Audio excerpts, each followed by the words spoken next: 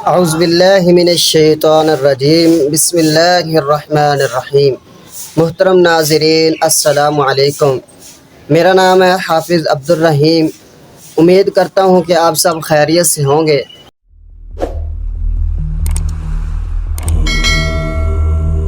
آج کی ویڈیو میں ہم آپ کو اسلامی دنیا کی پہلی شیعہ خلافت یعنی فاطمی سلطنت کا شجرہ نسب دکھانے جا رہے ہیں۔ اس ویڈیو میں ہم دیکھیں گے کہ فاطمی خلفاء کی نسل حضرت علی کے کون سے بیٹے سے چلتی ہے اور آج کل یہ لوگ کہاں بستے ہیں، یہ لوگ اسلام کے کس مکتب فکر سے تعلق رکھتے تھے اور دوسری مسلم سلطنتوں کی نسبت انہیں کیوں منفرد سمجھا جاتا ہے۔ ہم یہ دیکھیں گے کہ کس فاطمی خلیفہ کے دور میں یہ سلطنت اپنے عروج پہ پہنچی اور اس کے زوال کی کیا وجوہات تھیں، اور ویورز کس فاطمی خلیفہ نے دن کو رات اور رات کو دن میں تبدیل کر دیا تھا۔ ویورز، حضرت حسین رضی اللہ تعالیٰ عنہ کی شہادت کے بعد حضرت علی کی نسل سے 3 خاندان سامنے آئے۔ ان میں پہلے 2 خاندان حضرت علی کی پہلی بیوی حضرت فاطمہ رضی اللہ تعالیٰ عنہ کے بیٹوں حضرت حسن اور حضرت حسین رضی اللہ تعالیٰ عنہ سے تھے، جبکہ تیسرا خاندان حضرت علی کی ایک دوسری بیوی حضرت حولہ کے بیٹے حضرت محمد بن حنفیہ سے تھا۔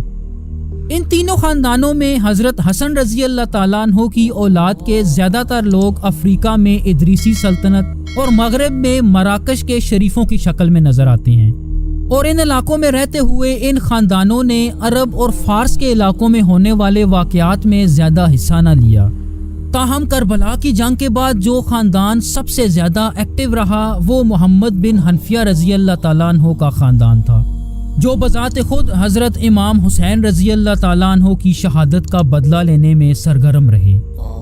حضرت علی رضی اللہ تعالیٰ عنہ کے خاندان کا تیسرا اور سب سے اہم حصہ حضرت امام حسین رضی اللہ تعالیٰ عنہ کی نسل سے تھا، جس میں حضرت حسین رضی اللہ تعالیٰ عنہ کی شہادت کے بعد ان کے بیٹے حضرت زین العابدین کو ان کا جانشین مانا جاتا ہے۔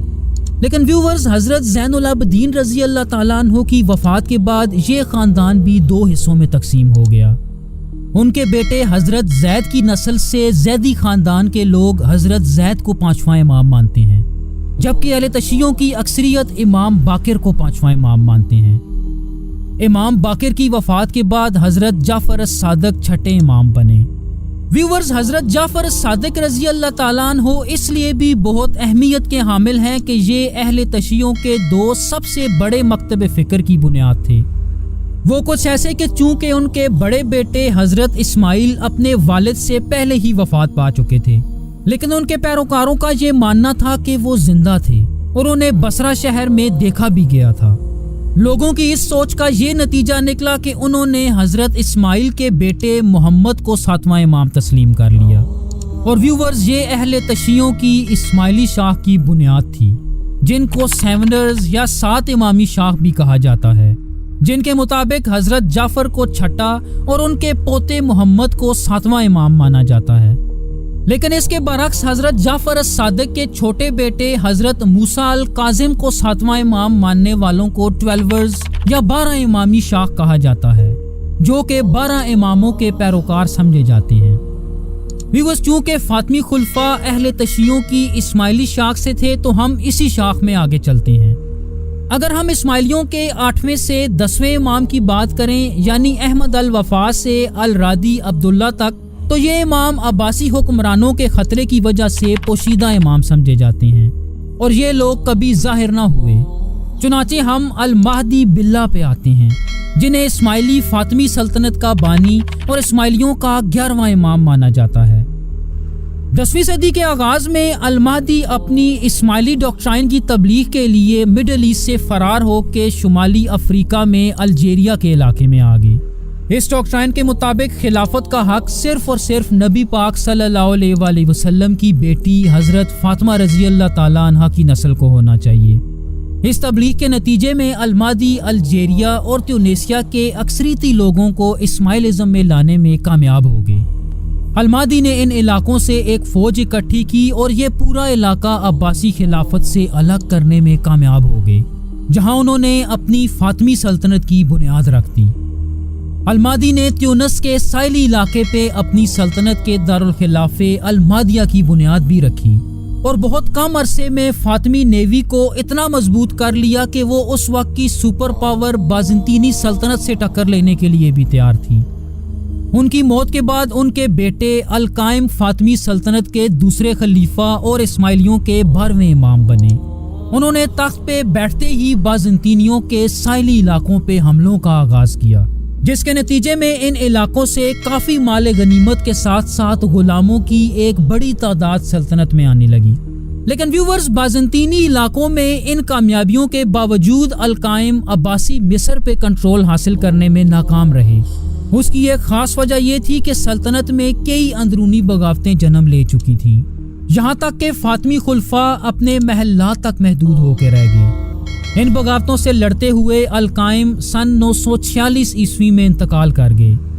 القائم کی موت کے بعد ان کے بیٹے المنصور تیسرے فاطمی خلیفہ اور 13ویں اسماعیلی امام بنے۔ مختلف مورخ یہ لکھتے ہیں کہ المنصور ایک مثالی حکمران ہونے کے ساتھ ساتھ ایک بہادر سپہ سالار بھی تھے۔ یہی وجہ تھی کہ آپ سلطنت میں تمام بغاوتوں کو کچلنے اور فاطمی حکومت کو دوبارہ بحال کرنے میں کامیاب رہے۔ المنصور کی موت کے بعد ان کے بیٹے المعز کے دور میں چونکہ تمام بغاوتیں دم توڑ چکی تھیں، تو انہوں نے اپنی توجہ اپنے بڑے مقصد پہ مرکوز کی۔ آپ اپنے باپ دادا کی طرح مصر کو فتح کرنے کا خواب لے کے تخت پہ بیٹھے تھے، جو کہ اب پورا ہوتا نظر آ رہا تھا، کیونکہ مصر اب عباسیوں کی بجائے کمزور مملوکوں کے زیر کنٹرول جا چکا تھا۔ تو ان کے ایک قابل جنرل جوہر بن عبداللہ کی قیادت میں سن 969 میں بغیر کسی بڑی مزاحمت کے مصر فتح کر لیا گیا، جس کے بعد فاطمی دارالخلافہ مصر میں قاہرہ میں منتقل کر دیا گیا۔ اور ویورز، کہا جاتا ہے کہ اس شہر کی بنیاد رکھنے والے بھی فاطمی ہی تھے۔ المعز کے بعد ان کے بیٹے العزیز 5ویں خلیفہ اور 15ویں اسماعیلی امام بنے۔ ان کے دور میں دمشق فاطمیوں کے کنٹرول میں آ چکا تھا، جس سے فاطمی سلطنت کی سرحدیں اب بازنطینی سرحدوں تک پہنچ چکی تھیں، اور حلب پہ کنٹرول حاصل کرنے کے لیے ان دونوں سلطنتوں میں ایک تنازع شروع ہو گیا۔ اس دوران العزیز نے ترکوں کی ایک بڑی تعداد اپنی فوج میں بھرتی کرنا شروع کر دی، کیونکہ اس دور میں ترک بہت اعلیٰ پائے کے جنگجو سمجھے جاتے تھے۔ اس کے علاوہ العزیز کے دور میں ہی مکہ اور مدینہ کے عرب سرداروں نے فاطمیوں کی بالادستی کو قبول کر لیا، جس سے یہ دونوں شہر بھی فاطمیوں کے ڈائریکٹ کنٹرول میں آ گئے۔ العزیز کی موت کے بعد ان کی بازنطینی بیوی سے ایک بیٹے الحاکم فاطمیوں کے 6 خلیفہ اور 16ویں اسماعیلی امام مانے جاتے ہیں، جن کی عمر تخت پہ بیٹھتے وقت محض 11 سال تھی۔ ان کے بارے میں کہا جاتا ہے کہ یہ ایک ہی وقت میں انتہائی ظالم اور رحم دل انسان تھے۔ تنقید کرنے والے انہیں پاگل خلیفہ کے نام سے بھی جانتے ہیں، جبکہ بعض مغربی مورخین یورپینز کو پہلی صلیبی جنگ کے لیے اکسانے کا ذمہ دار بھی انہی کو ٹھہراتے ہیں۔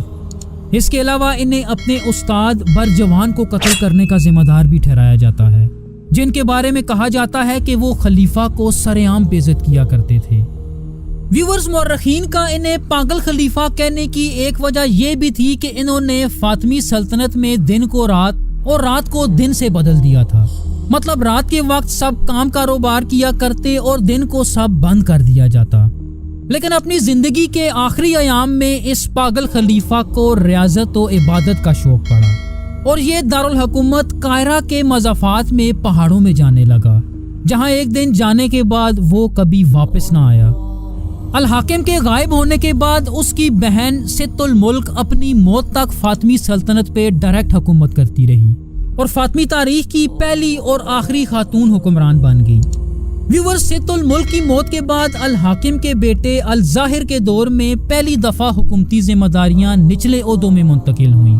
اس کا یہ اقدام مستقبل میں فاطمی خلفاء کے اثر و رسوخ کو ختم کرنے کی طرف پہلا قدم تھا، جس کا مطلب یہ ہے کہ اس دور سے فاطمیوں کا زوال شروع ہو گیا۔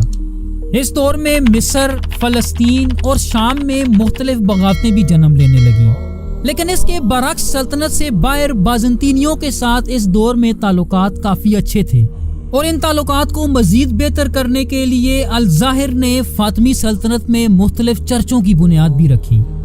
15 سال حکمرانی کرنے کے بعد الظاہر سن 1036 میں انتقال کر گیا، اور اس کا بیٹا المستنصر 8واں خلیفہ اور 18واں اسماعیلی امام بنا۔ व्यूअर्स, मुस्तनसर मुस्लिम दुनिया का सबसे तवील अरसा यानी तकरीबन 60 साल तक हुकूमत करने वाला फातमी खलीफा माना जाता है।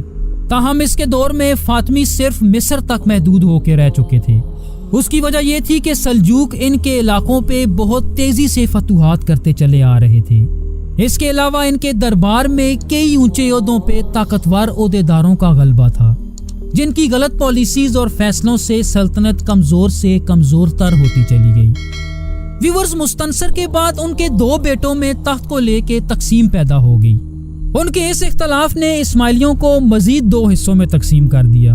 उनके बड़े बेटे निज़ार के पैरोकार इस्माइलियों की निज़ारी शाख की बुनियाद बने, लेकिन इस शाख से कोई अगला फातमी खलीफा ना बन सका।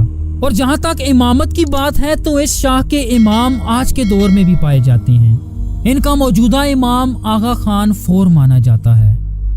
मुस्तनसर के दूसरे बेटे अल मुस्ताली इस्माइलियों की मुस्तालिया शाख की बुनियाद थी, जो कि 9वें फातमी खलीफा और इस्माइलियों की मुस्ताली शाख के 19वें इमाम माने जाते हैं। अल मुस्ताली के दौरे हुकूमत में तमाम हुकूमती फैसले उनके एक वजीर अल अफदाल के हाथ में थे, जिनको उस वक्त फातमी सल्तनत का असल हुक्मरान समझा जाता था।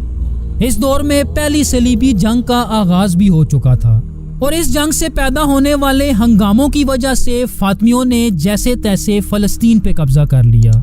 लेकिन सलीबियों से अच्छे ताल्लुकात रखने के बावजूद फातमियों को उनसे एक फैसला कुन शिकस्त का सामना करना पड़ा, जिसके नतीजे में सलीबी यरूशलेम शहर पे कंट्रोल हासिल करने में कामयाब हो गए। अल मुस्ताली के जानशीन अल आमिर के दौर में फातमियों के कई मजबूत गढ़ उनके हाथों से निकल गए और सन 1130 में अल आमिर के कत्ल के बाद उनका जानशीन एक शीरख्वार बच्चा अल तैयब था। व्यूअर्स, ताकत के इस खला ने फातमी सल्तनत को अपने खात्मे के कगार तक पहुंचा दिया। लेकिन व्यूअर्स, यहाँ अहम बात यह है कि इस्माइलियों का एक गिरोह अल तैयब को आखिरी इमाम मानता है और इस्माइलियों की इस शाख को तैयबिया कहा जाता है, और दूसरी तरफ अल तैयब के कजन अल हाफिजिया इस्माइली शाख के जद्द अमजद माने जाते हैं, जो कि 11वें फातमी खलीफा और 21वें हाफिजिया इमाम बने। व्यूअर्स, अल हाफिज के दौर में फातमी सल्तनत में बैरूनी तौर पे तो काफी अमन नजर आता है, लेकिन सल्तनत के अंदर एक हंगामा आराई की सूरत हाल थी। खलीफा को चंद बहुत ताकतवर वजीरों ने बंदी बनाया हुआ था, यहाँ तक कि इसके अपने बेटे भी इससे कई गुना ज्यादा ताकतवर थे।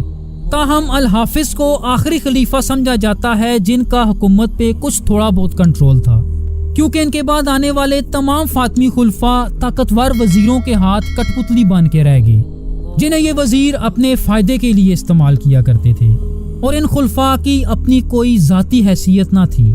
चुनाचे सन 1171 ईस्वी में फातमी खलीफा अल आदिद के दौर में नूरुद्दीन जंगी की फौज ने मिस्र पे हमला किया। उनकी फौज के एक जनरल शिरकू ने अपने भतीजे सलाउद्दीन अयूबी के साथ मिस्र पे कंट्रोल हासिल कर लिया, जिससे फातमी सल्तनत का मुकम्मल खात्मा हो गया। व्यूअर्स, उम्मीद है आपको हमारी ये वीडियो पसंद आएगी। हमें सपोर्ट करने के लिए चैनल सब्सक्राइब जरूर कीजिए और कमेंट में अपनी राय जरूर दीजिएगा। Thank you so much. Allah Hafiz.